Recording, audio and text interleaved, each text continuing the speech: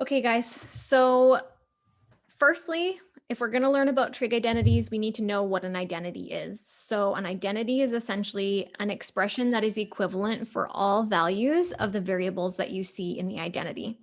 So these are a couple base identities that we know for sure are true.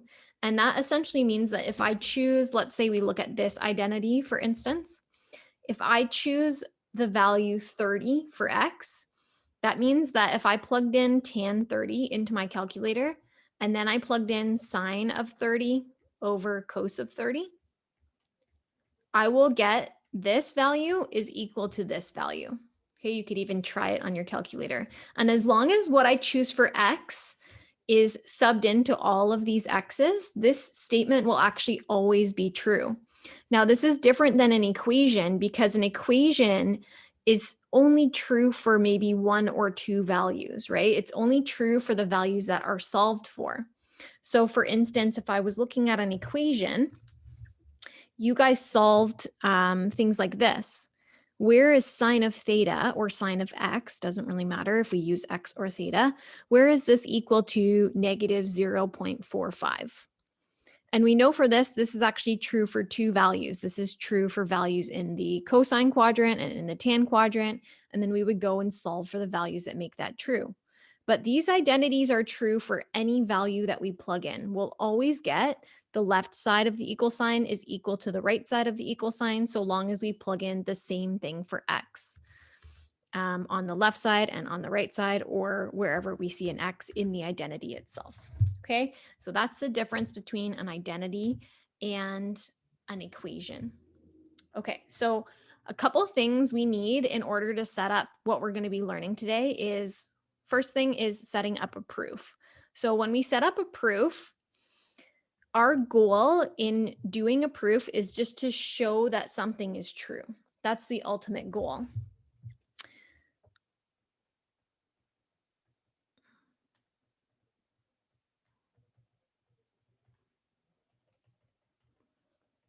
Okay, so you're going to be approached with a trig identity.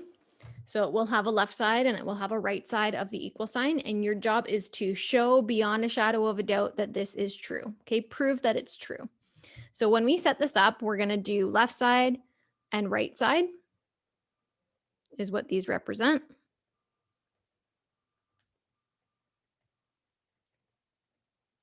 And we are literally going to copy what's on the left side of the equal sign here.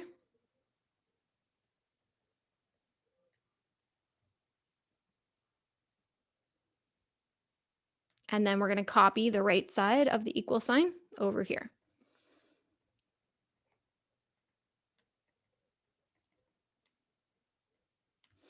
Okay, and then what happens next is always different based on what identity you have. So it will always be sort of like a different process, but you are going to show the process of why the left side is equal to the right side. So you're going to have like work here. You'll have equals, equals, equals. Okay, you might also have work on the left side as well. So you'll have equal signs. You'll put your steps here.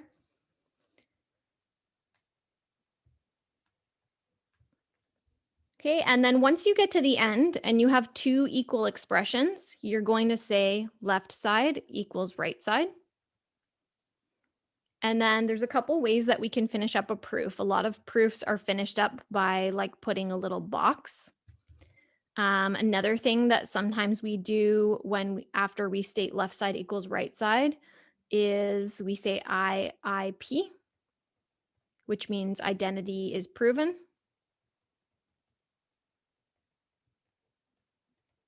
Or sometimes proofs are finished up with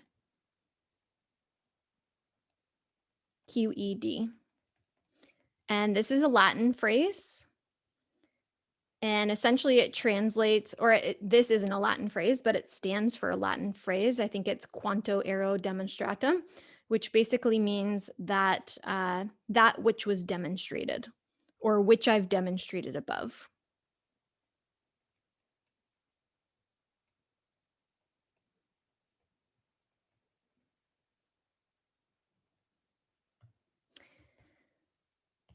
Okay, so you're going to choose one of those three. I am usually going to be using the box. And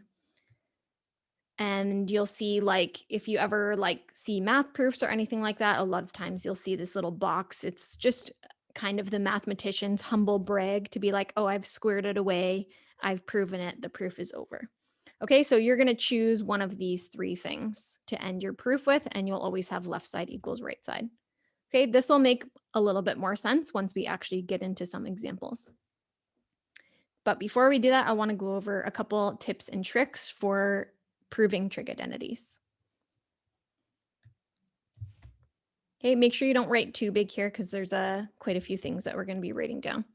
So the very first tip that I'm going to give you is probably the most important one. And if you're ever stuck on something or if you're ever not sure where to start, this is going to be the first thing that we will do. And I would say 98% of the time, this is the best route to go. Sometimes you can do a quicker proof if you do something else, but I would say this is one of the best tips that I can give, and that would be to get everything in terms of sine and cosine.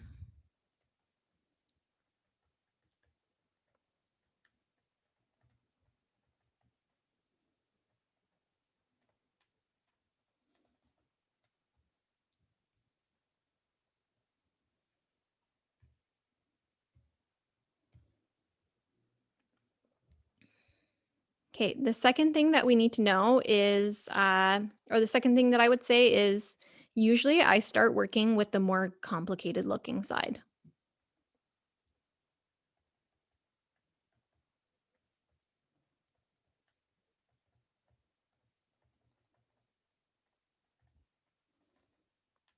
Okay, on occasion, if it's like like a little easy switch to get everything in terms of sine and cosine, I'll do both sides at once and then I'll work forward with the one that looks more complex and try to get that simplified.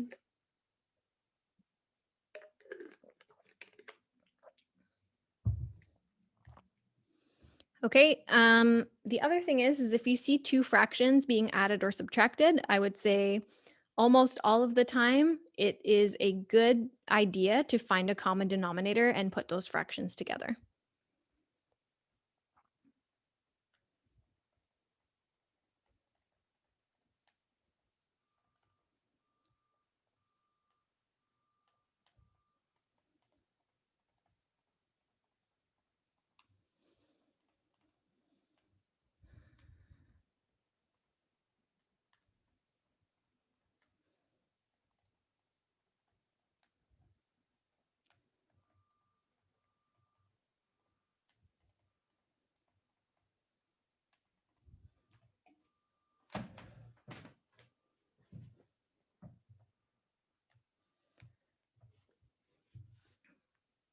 Okay, another important thing that we should know with trig identities is that if we look at our sheet of trig identities here, these trig identities can actually be rearranged or used in slightly different ways. So for instance, if I see this trig identity, I can rearrange this by moving terms to the opposite side of the equal sign. If I see this type of trig identity, there's some things that I can do with that as well. So let's take a look. This is a really important trig identity that gets used a lot. I want to show you two ways that we can rearrange this. So this is a Pythagorean identity. You could also do this with the other two, but that's the one that's used most.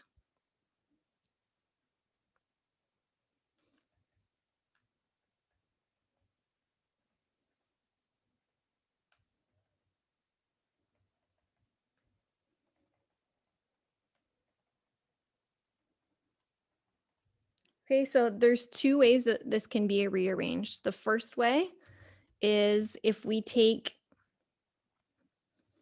the cos squared and move it to the opposite side, that means we have sine left on one side. So sine squared equals 1, and then we'll switch the positive to a negative when we move it over. So 1 minus cos squared x.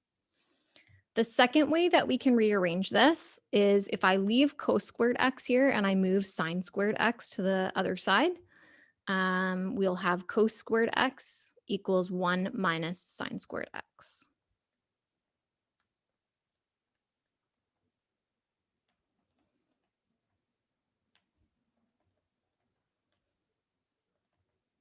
Okay, and I want you guys to add these to your trig identity slip.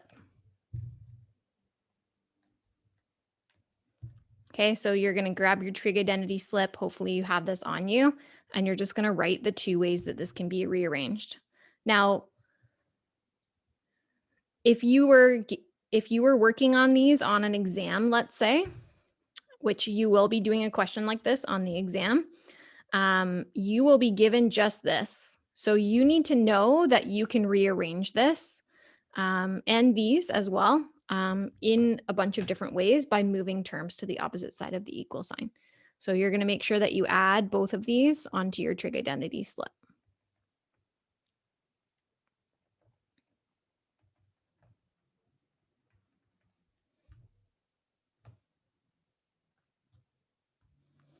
Okay.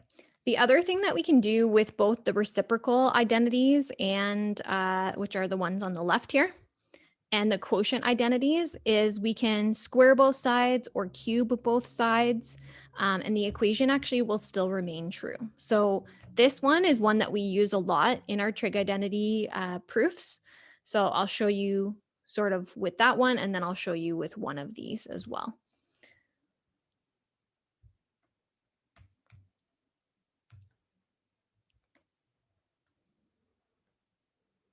Okay, so square both sides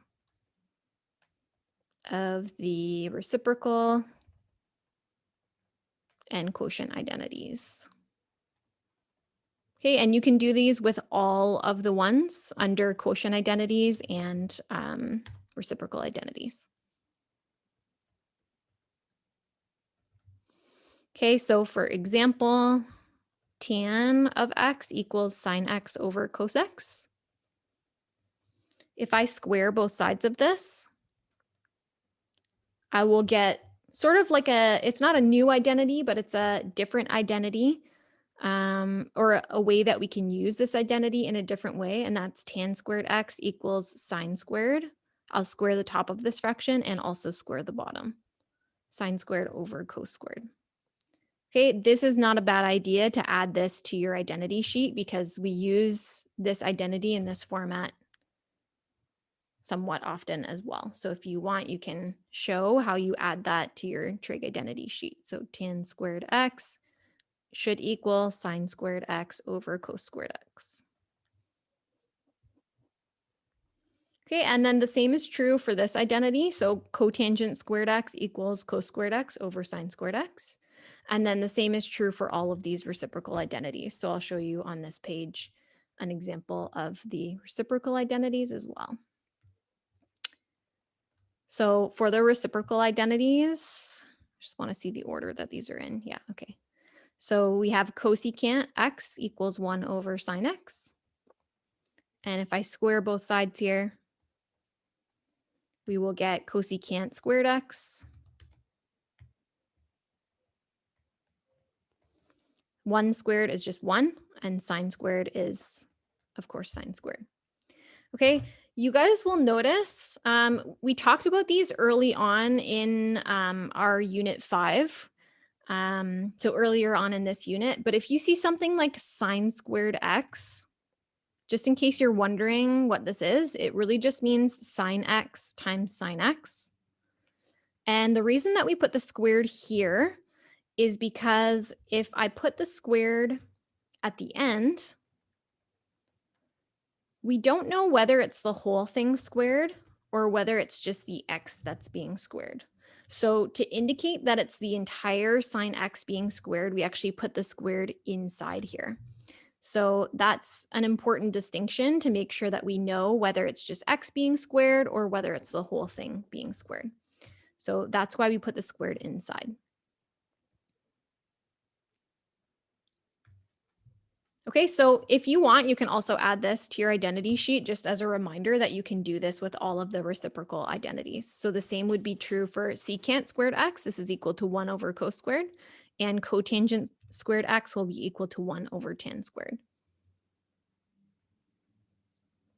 Okay, if I cubed both sides, the same thing would be true. Tan cubed x is equal to sine cubed x over cos cubed x. Same thing with your reciprocal identities. I can't do that with these because these have additions in them. So in some ways I can do that. Like if I square this side and I square this side, that would be true. But remember, if I square something, that means that thing times itself. So you have to just be careful about squaring and square rooting, things like this. So this right here, if I were to try and square root both sides, this is actually not true. So I'm just going to have you put that right on your sheet, just so that you know. Sine x plus cos x, if I tried to square root both sides, is not equal to 1.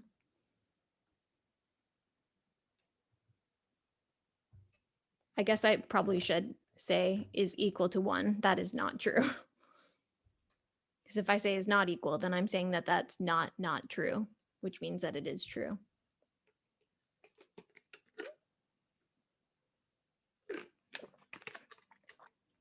Okay, so if I just say, oh, if I square root this and square root this, that's still true. That's not true, and that's because of this plus sign. Okay, so you should not be using this.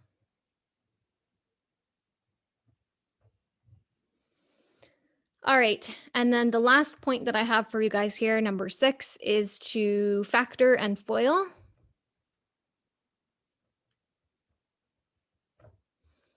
So as a sample, something that we use a lot is if we see something like this, for instance, 1 minus cos squared x, that's actually a difference of squares.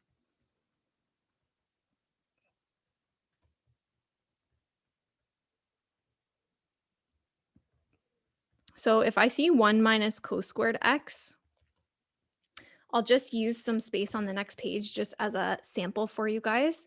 But could you guys tell me how to factor x squared minus 16? How do we factor a difference of squares like really quickly? Bracket x minus 4, bracket x plus 4. Yes. So we do the square roots of each term. We get two brackets that look the same, except one is plus and one is minus. So any guesses as to how we could factor this? I'm going to get two brackets that are the same. One will be plus, one will be minus. What would go in the spaces here if I was factoring? Would it be x plus cos and x minus cos? Close, not x. What's the square root of 1? Oh, 1. Yes. So you get 1 plus cos x, 1 minus cos x. Oops, I almost put sign. Okay, so if I see this, I could FOIL it really quickly and get it into this format. Or if it helps me, I could factor this and get it into this format. Okay, same thing is true for like 1 minus sine squared x. That also equals like 1 plus sine x, 1 minus sine x. Okay, and then similarly, like if you see sine squared x minus cos squared x or something like that, this can be factored into sine x plus cos x and sine x minus cos x. Just got to make that a little bit smaller.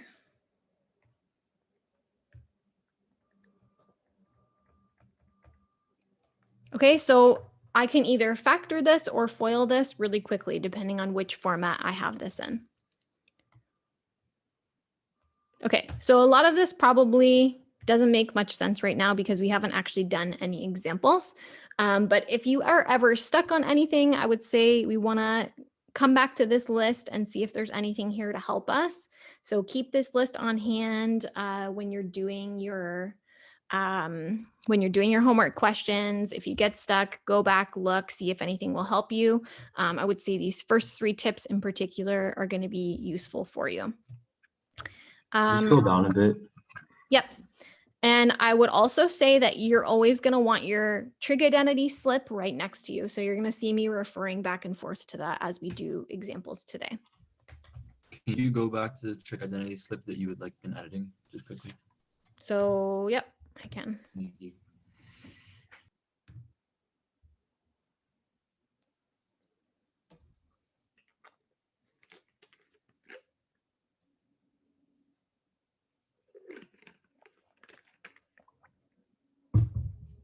Is that good? Yeah, it is. Thank you. Okay. All right, so let's get into some actual examples here. We'll just do like a couple simple ones today, just so you guys can sort of get the hang of it. And some of these already have like the proof format set up for you. So we have left side and right side. What we're going to do to just set up the initial part of this is we're going to copy down whatever on the right side of the equal sign and copy down whatever is on the left side of the equal sign. Okay, so literally just taking this left side, copying it here, and then copying the right side here.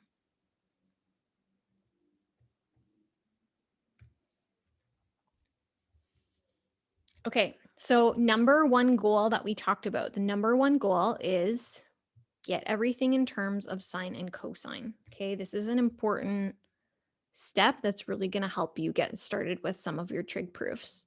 So the only thing that I would say this excludes is if you see a 1, I would leave a 1.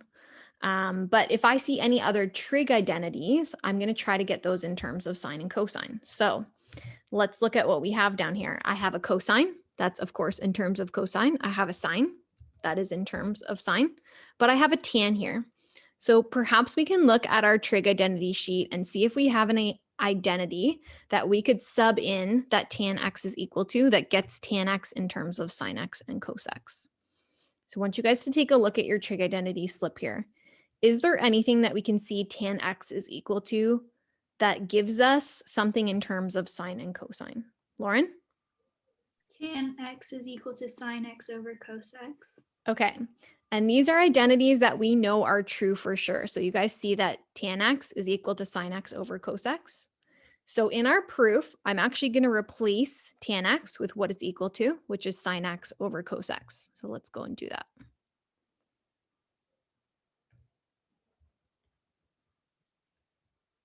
Okay, so I'm going to leave the cos and the sine that are already there.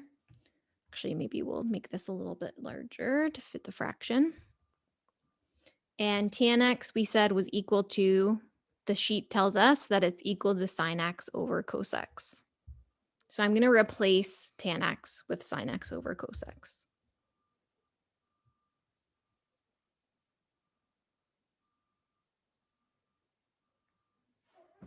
Okay, now it's our job to see if we can potentially maybe like simplify here. And our goal is that we want to get the left side equal to 1. So I'm seeing here that we have a cos x. Think of this almost like it's cos x over 1. I have a cos x on top, and I have a cos x on the bottom of a fraction here. These are going to cancel. And then basically I'm going to have sine x over 1. So I'll just write sine x. And we'll have sine x underneath here, coming from here. So what's anything divided by itself? 1. Okay, perfect. So it's equal to 1. And now we have two equal expressions. So we have shown using our trig identities and our steps that this identity, this additional identity, this new identity is true. So now we're going to end our proof. We're going to say we've proven it, left side equals right side, and then we're going to do our little humble mathematician brag, and we're going to put a little box there. Okay, you can also put IIP or QED, whichever you want. Okay, are there any questions on this one before we move forward?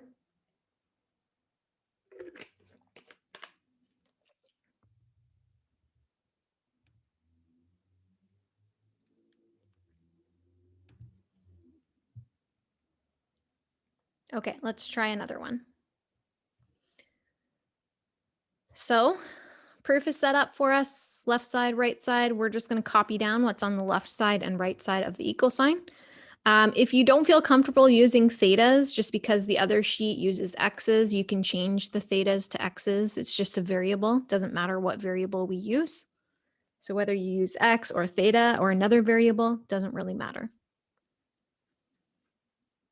Okay, so number one step, let's try to get everything in terms of sine and cosine. So this part is good. That's already in terms of sine, but we have secant and we have cotangent.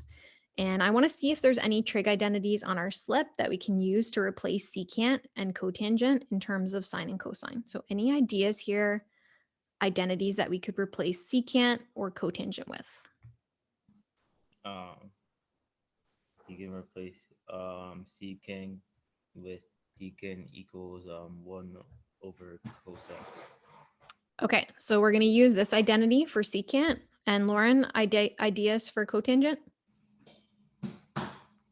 You're going to use the cotangent of x is equal to the tan 1 over the tan of x. Okay, there's another one that I think is a better option because the goal is to try to get everything in terms of sine and cosine. Emma, what do you think? Tony, can you mute yourself again? Would it be cot x equals cos x over sine x? Yeah, I think that's a better route to go because if we use this one, then we're going to have to use another identity to get tan in terms of sine and cosine. So if the goal is to get everything in terms of sine and cosine, I think this is probably the better identity to use here. I very rarely use this identity. I would, most of the time, if I see cotangent, I'm going to this identity in the middle here. Okay, so I'm going to replace secant using this identity with 1 over cos x, or in our case, this will be 1 over cos theta, because that's our variable. And cotangent on our sheet is equal to cos over sine. So we're going to say cos theta over sine theta.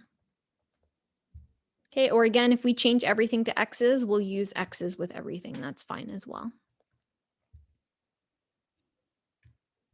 Okay, now I'm noticing that these are all being multiplied. So I think we can cancel the cos on the bottom here with the cos on top here. And then we can almost think of this as if it's over 1. So I have a sine on the top here that can be canceled with the sine on the bottom here. So what's left? 1. Correct. Now we have 2 equal expressions. So we can finish off our proof. We'll say left side equals right side and then little box.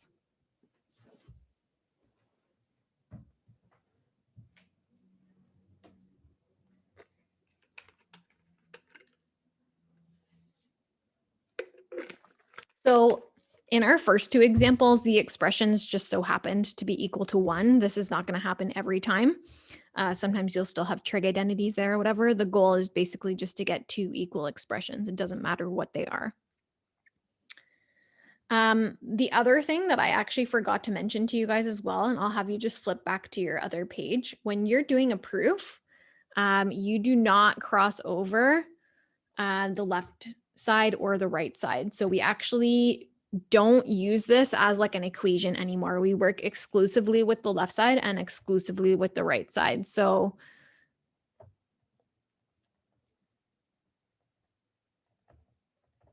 we do not cross something over from the right side to the left side, and we do not cross something over from the left side to the right side. Okay, so this is meaning we're working exclusively with the left side and right side separately until we get them equal to one another.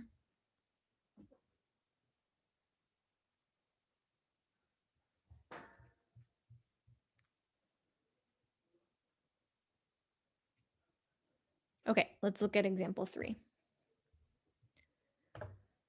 So recopy your left side, recopy your right side.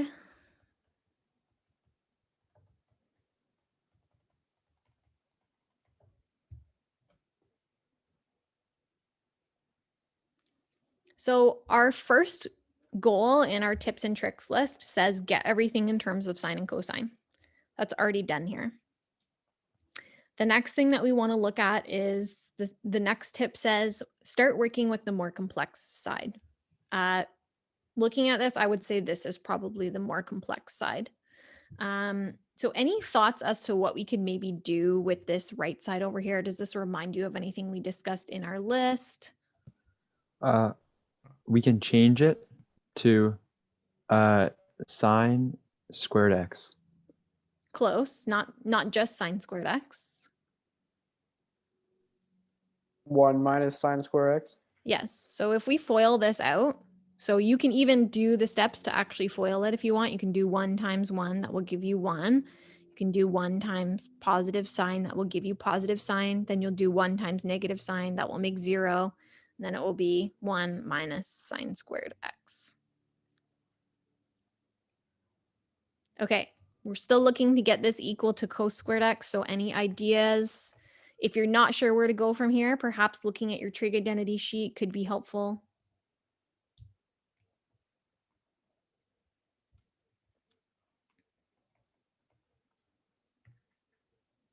Emma, what do you think? Isn't it already equal? Because cos squared x is equal to 1 minus sine squared x. Right. So this is literally a rearranged Pythagorean identity on our sheet. So you're just going to say, oh, this equals cos squared x. So remember, guys, this is one of the ones that's rearranged from up here. So we had 1 minus sine squared x, and we're replacing it with cos squared x.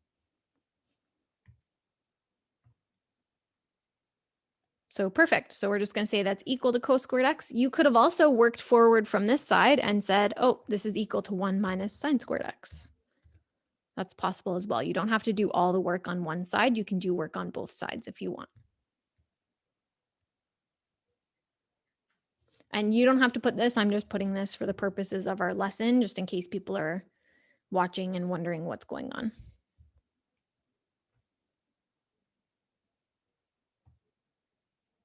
Okay, any questions before we move forward here?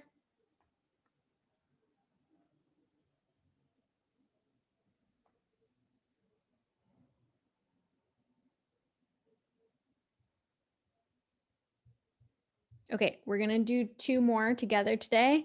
The big thing with trig identities, guys, is I can't possibly show you every single thing that you'll have to do. You'll have to practice and work to figure it out. So the big thing I would say is you just have to practice and see if you can approach different scenarios and problem solve and figure them out. It can feel like it's easy when we're doing it together, but it can become more challenging once you're doing it on your own. So you really have to put in the time to practice, and don't get discouraged if it's not working out for you at first. Just keep trying and keep trying different things and seeing what you can do. Okay, so everything's in terms of sine and cosine for this one. So that's checked. Second thing is start working with the more complex side. So I'll probably look at this side. And if I'm looking at this side and seeing sort of like where we're headed in the right side here, I don't see any sines in the right side. I see only cosines. So perhaps we can maybe look for an identity where sine x gets changed into cos x. Any ideas? Doesn't sine squared x2 equal 1 minus cos square x? Yes, so this is a rearranged Pythagorean identity. So we're going to replace sine x with its rearranged Pythagorean identity, which is 1 minus cos squared x. So again, this is another one that I asked you guys to add to your sheet, which is right here. Okay, so we're going to replace that. Very good. And this is over 1 minus cos x. Okay, ideas from here. Isn't that like the same thing but divided by each other, but because it's squared, there'd be 1 left over? Nope. So one really, really big thing, remember we talked back in rational expressions and back when we were doing quadratic formula, when I just try to cancel something that's like to the left or right of an equal sign, that's a no-no, right? We can't cancel separate pieces. So we definitely don't want to cancel the cosines out or the ones out because they're separated by minus signs here. Wouldn't you just divide it though? Because like 2 minuses make a plus, and then if you minus like 2 by 1, because like one of them is squared, it will equal the same as the right side. Is that true? If these weren't here, then I would say absolutely yes, we would. But because we have 2 separate terms in each of these expressions on the top and bottom, we can't do that. So any other ideas? Can you factor it? Yes, actually, we will factor this. This is a difference of squares. So what does it factor into, Josh? I don't know. So we talked about this in our tips and tricks. What does this factor into, Oscar? 1 minus cos x and 1 plus cos x in separate brackets. Perfect. So this is a difference of squares. Okay, again, you guys don't have to write this. I'm just writing it so that you guys know what I'm doing. Okay, and I'm going to bracket up the terms on the bottom because we remember from rational expressions, I can only cancel things out that are being multiplied, and I have to cancel out like the full term altogether. So I think we're hopefully almost seeing it now. What can I do to finish up this proof here? How can I get these equal? You cancel out 1 minus cos x by the 1 minus cos x. Perfect. So on top and bottom, now that this is factored and actually being multiplied, I can cancel out the bottom cos x, 1 minus cos x with the top one, and we're left with 1 plus cos x, which is our right-hand side here. So now we can say left side equals right side and finish up the proof.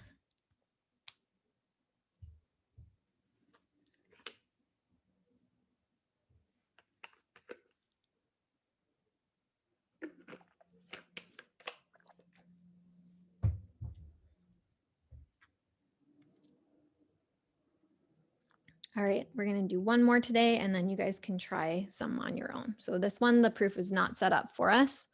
So we're going to set it up.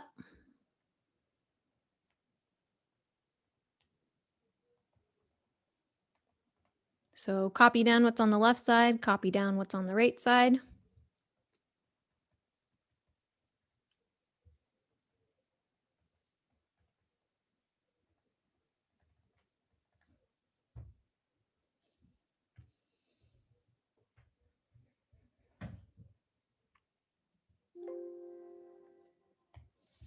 All right, so one thing that I'm noticing here is that number one tip that I told you about that make everything, sorry, just gotta get my laptop plugged in here. Change everything in terms of sine and cosine. That's almost done for us here, except we have a tan x on the numerator of the right side. So I might deal with that first here. So any ideas for what we could sub in for tan x that changes it in terms of sine and cosine? We've used this one already once this lesson. Sorry, you could sub in sin or sine x over cosine x. Yes, so we'll use this identity here. We're going to substitute that in for tan x on the right hand side and then just simplify. So we're going to have 2, whoops, sorry. We're going to have 2 times the identity for tan x, which is sine x over cos x over cos x. So fractions within fractions, we don't usually like this in math. So we're going to think of this as 2 over 1. 2 gets multiplied by sine and 1 gets multiplied by cosine. So this is 2 sine x over cos x divided by cos x. And we're going to think of this cos x as if it's over 1. So when I divide fractions, we're going to just flip and multiply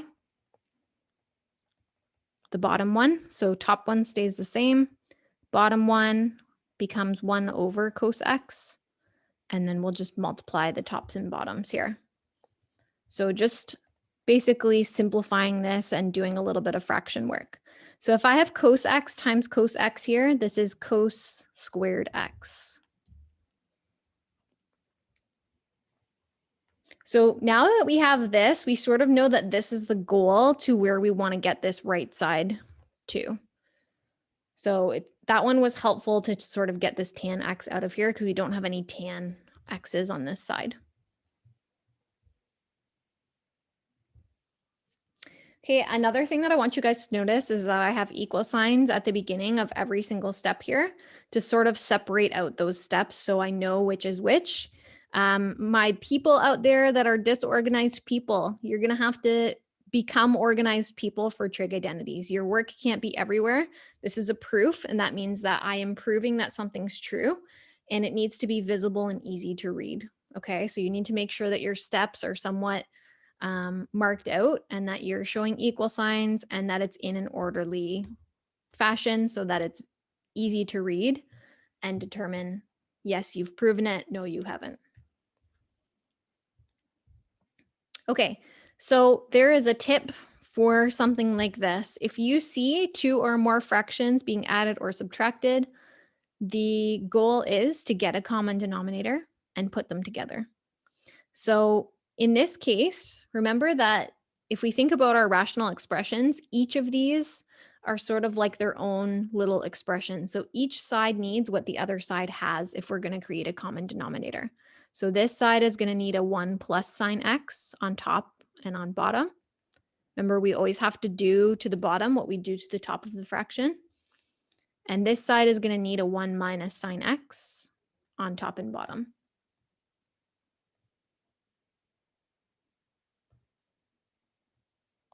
Just making a little bit more space here.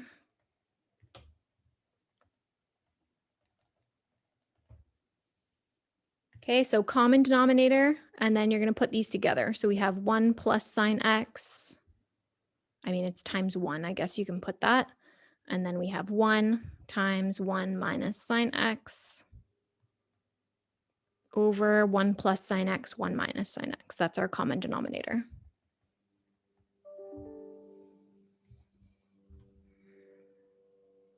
Okay, so I want to remind you guys of some rational expressions rules here. I cannot go and then cancel out all of these things. Why would something like this cancellation be not okay? What's the problem with me canceling that?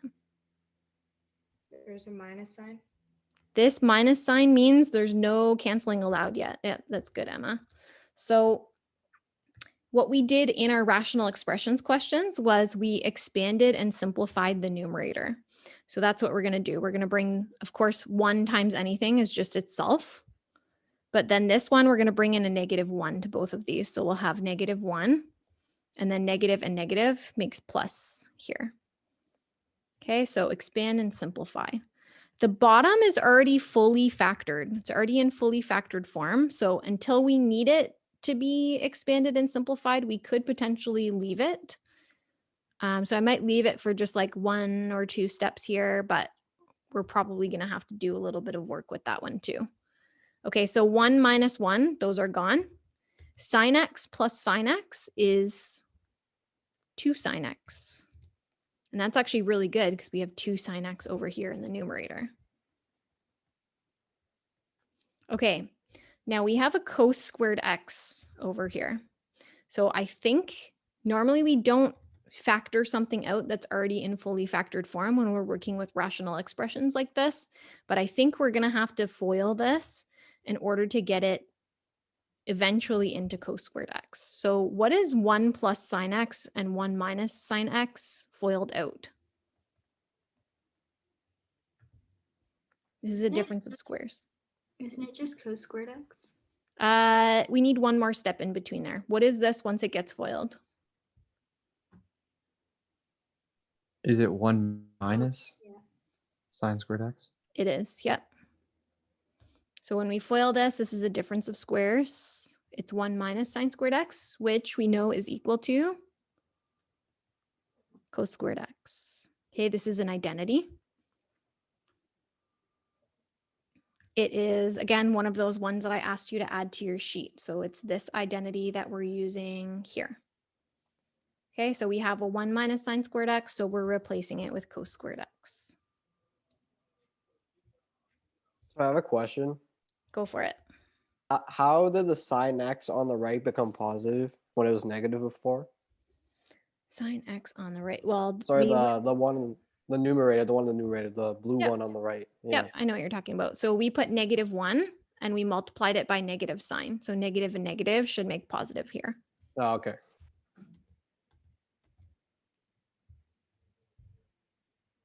Then how come the negative still there?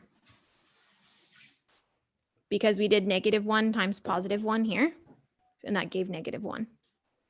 Okay. Any other questions, guys?